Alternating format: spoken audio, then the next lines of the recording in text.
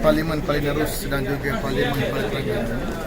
Jadi kami ramai rakyat yang merupakan nelayan yang mereka datang bertemu dengan saya dan pada minggu lepas untuk meminta bantuan apa yang dilakukan. Setelah kita inisiatif, kita beri pandangan cara yang terbaik dan datang ke Parlimen sendiri dan bertemu dengan menteri yang terbaik, dan inilah yang berlaku ini. Alhamdulillah hampir 120 orang yang hadir dengan inisiatif mereka, dengan duit mereka sendiri.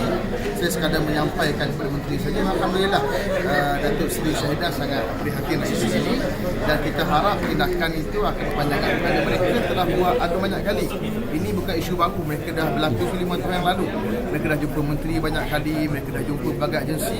Oleh kerana tidak ada masih lagi berluasa dan masih lagi berlaku, maka bagi mereka tak ada cara lain dah melainkan datang ke Parlimen lah. Dan kita harap apa yang dibincangkan pada hari ini antara kami, saya dan Datuk Haji juga Datuk Syahidah bersama dengan nelayan dan juga YB Kemeluk, insya-Allah dia ambil tindakan sewajarnya. Dan kita sebenarnya ada pandangan yang banyak. Antaranya daripada bincang kita lihat ada isu masalah dia melibatkan banyak agensi.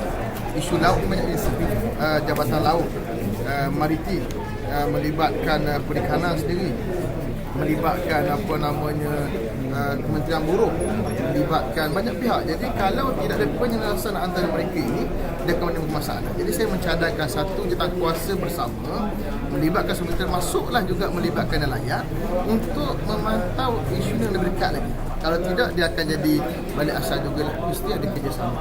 Dan menurut pandangan maritim, mereka kata mereka dah beri ruang untuk nelayan ada dipanggil apa, tracker ke apa dipanggil tu radio untuk memberi laporan segera kepada maritim jika berlaku kes yang serupa ini. Saya harap itu dapat dikemaskinkan lagi, dan saya cadangkan juga agar idea pernah Menteri Pertanian buat cadangan 2-3 bulan yang lalu untuk mewujudkan sukarelawan dengan kuasa di kalangan nelayan, dan ini patut dibuat segera seperti mana dibuatnya rela di peringkat darat di daratan. Di laut pun ada macam kerana laut sangat luas, kita tahu, dan isu ni berlautan begitu lama, dan saya yakin maritim walaupun dia bekerja keras dengan had limit masa yang ada, mereka memerlukan nelayan sendiri yang menjadi ejen pandang dan dengar kerajaan. Jadi saya rasa kalau itu yang dibuat, insya-Allah nelayan kita akan. Dan lagi penting sebenarnya, isu yang besar lagi ialah lesen yang diberi atas nama orang Melayu, orang tempatan kita bimbang di belakangnya adalah orang lain, orang asing. Dan mereka mengambil awak-awak daripada biak. Isunya isu diesel. Sekarang ni dia subsidi diesel kita dipakai oleh orang luar. Ini satu perkara. Ini bagi saya kena cek siapa di belakang tabir ni. Kalau lesen ini sudah dapat direview balik, siapa di belakang tabirnya, maka saya rasa sekurang-kurang dia tidak merugikan negara. Dan ini bagi saya satu perkara besar lah. Ini benda yang saya takut ada rantai yang sangat besar di belakang tabir kita. Bukan hanya isu kecil orang kampung kita ni. Mana ada dalang lah. Ya, kita memang mesti dalang. Kerana menurut maritim, mereka ni memang ada contoh dia. Bila maritim nak buat sebuah, ada orang report. Maknanya mereka terancam. Dan bila buat sebuah, mereka boleh lari pelbagai benda. Dan antara yang saya nampak ialah perlu ada satu tindak undang-undang. Tindak undang melibatkan maritim, melibatkan penguatkuasaan. Kerana tadi kata maritim tadi, kita boleh tangkap orang, tapi akhirnya untuk menentukan berapa kena denda serah pada perikanan pula. Jadi banyak agensi sangat. Ini benda yang saya rasa menghalang banyaklah. Mungkin Datuk Raja pun ada sedikit pandangan isu ini. Seperti yang dikatakan oleh Datuk Okey, perkara ini melibatkan banyak agensi dan perlu satu penyelarasan yang bersepadu lah. Apa yang kita bimbang, perkara ini telah terlalu lama berlarutan. Kalau tidak diatasi, dia akan menjadi masalah lain.